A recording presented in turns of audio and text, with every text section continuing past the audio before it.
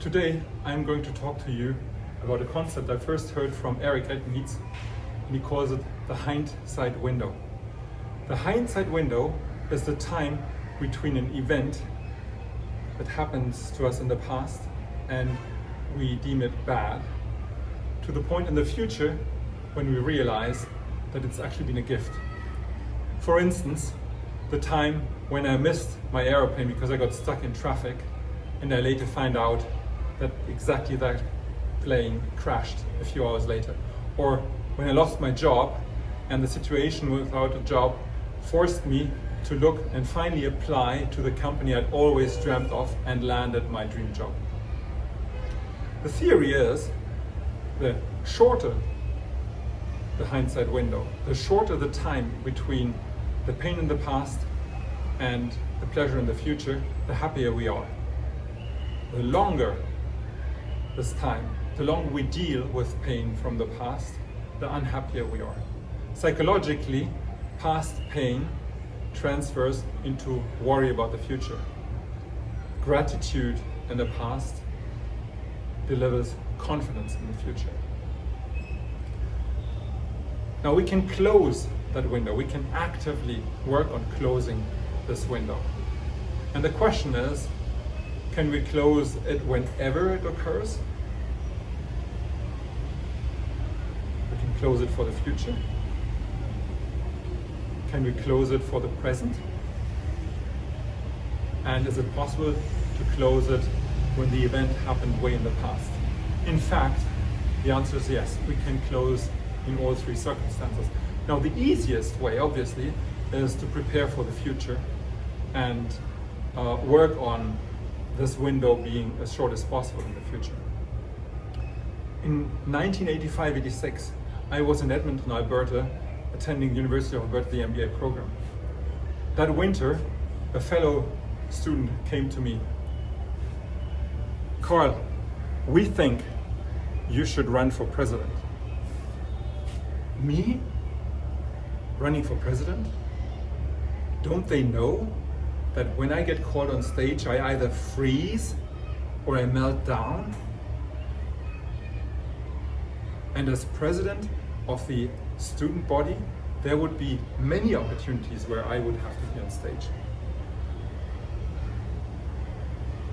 I realized also that being mortified of public speaking was the biggest hurdle between myself and my ambitions in the future.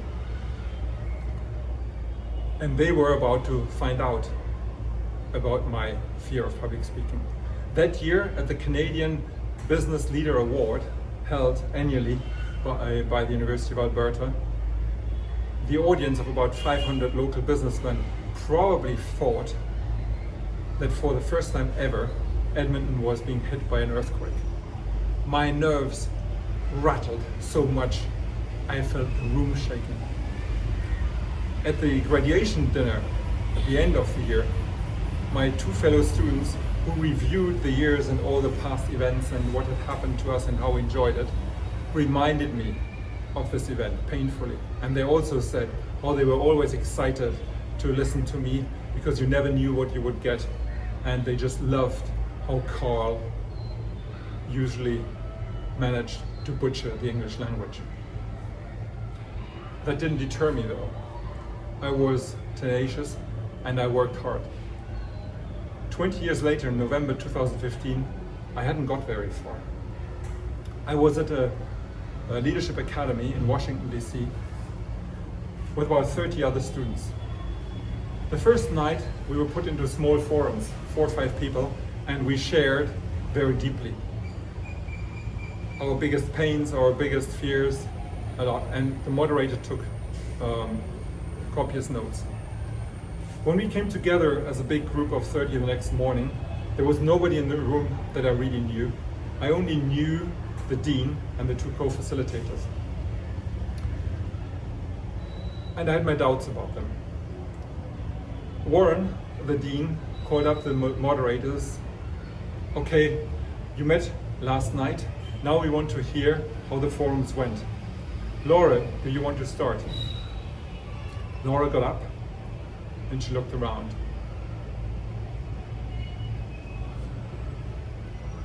her eyes locked on me.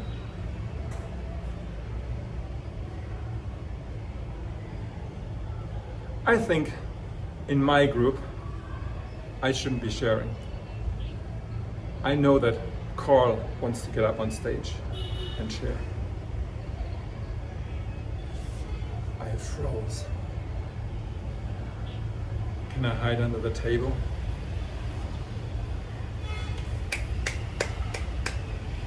Okay, the room's clapping, I have to get up.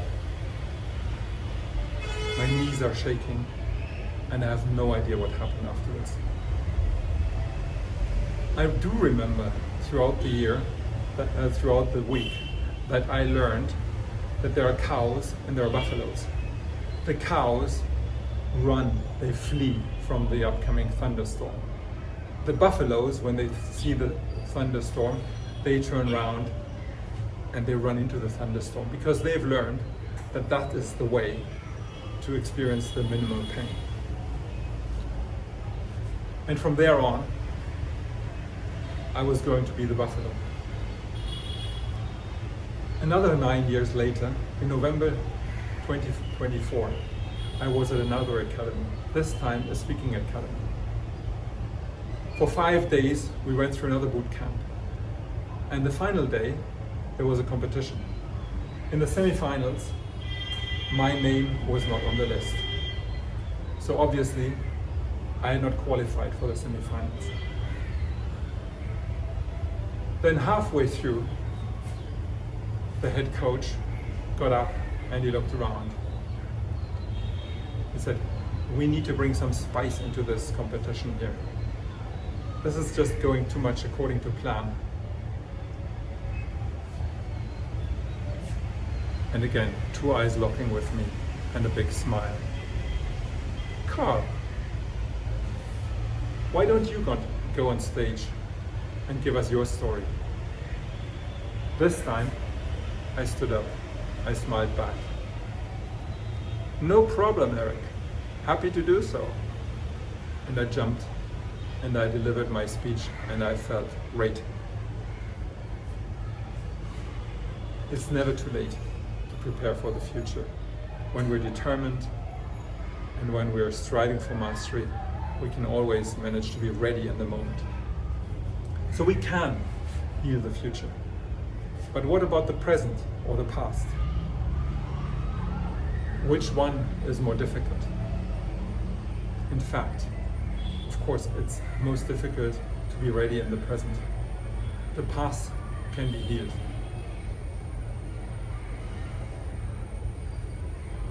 When my daughter was young, Fiona and I had a wonderful relationship. We were very close, spending loads of weekends together and just having this marvelous father-daughter relationship. But as she grew older and she became a teenager, I realized how she was gradually becoming independent. And when she was 20, she was at the stage where I, at that age, wanted to stand on my own feet. At that time, my wife and I split up as well. And naturally, my daughter and I grew apart a little bit also because she went out into the world. She went traveling for 2 years. She went to England to study. I was in Germany.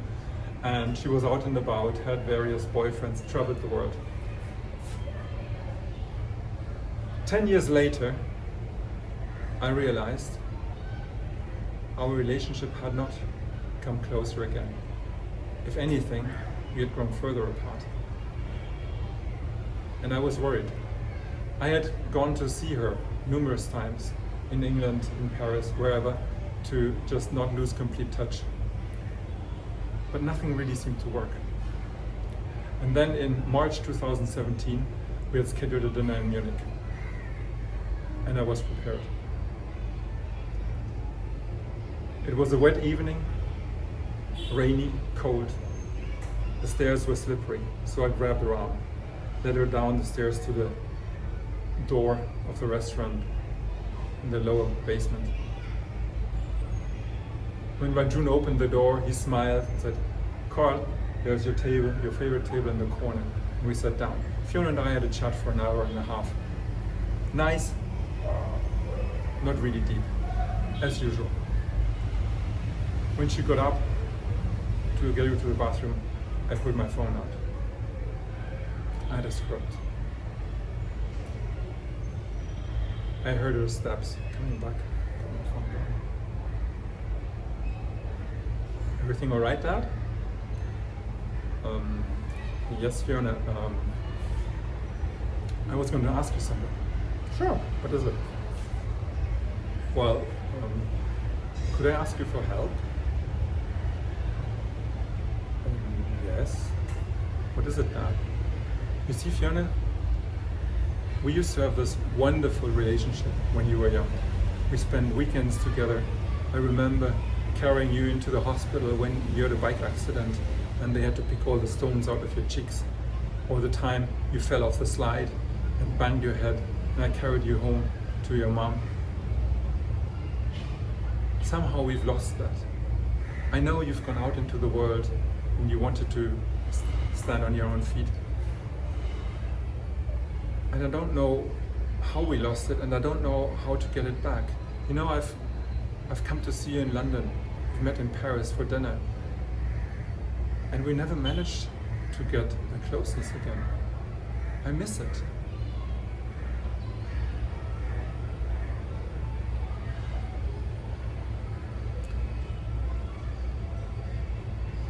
And I don't know if you miss it too. And I don't know if my messages were clear. You probably thought I'm just being a nice dad, taking you out for dinner, just being generous.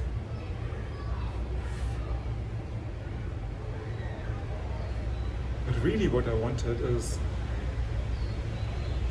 come closer to you again. Really what I wanted.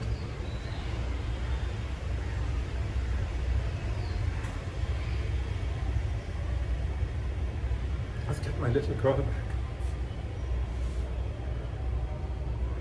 Maybe I'm not getting through. Maybe my communication is all wrong. Can you help me with that? Fiona wasn't looking at me anymore.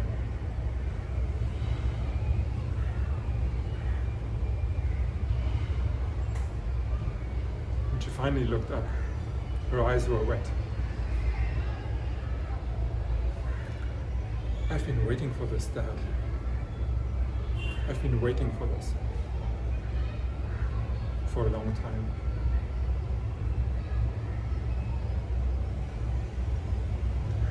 It's never too late to break open a door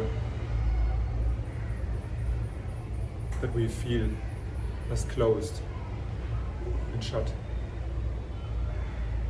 Sometimes it just takes a little bit of courage and the right words. The past can be healed. But what about the present?